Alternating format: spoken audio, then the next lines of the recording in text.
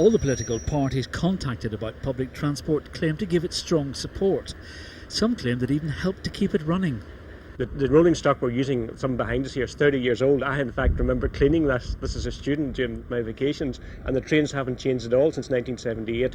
An absolute priority is to obtain the funding required to upgrade the rolling stock, because we can't expect people to use public transport when it's really something that should be in the Industrial Science Museum. When it comes to public transport, many of the parties here feel that they're less than empowered to achieve very much.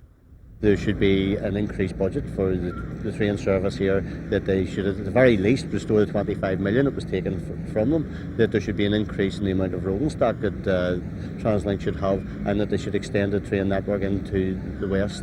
It's not accurate totally to say that local politicians do not have an interest in or do not work on these issues. The fact is that everything is subsumed into the major issue of the day, which is the constitutional position of the six-county state. And we have been talking to the government and government ministers for a number of years over this issue.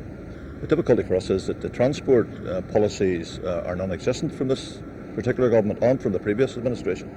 I mean, Lord Dubs is actually blaming the Conservative administration for the difficulties we're in here now at the moment, and yet he's been in power for 2 years.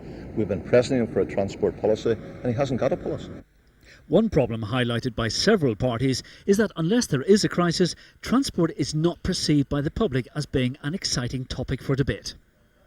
Public transport does not have a ready media acceptance or coverage, and suppose we suffer from that. But on a continual basis, I mean, I, for my party, have been tabling motions in the House of Commons, questions to ministers, correspondence regarding the overall transport system.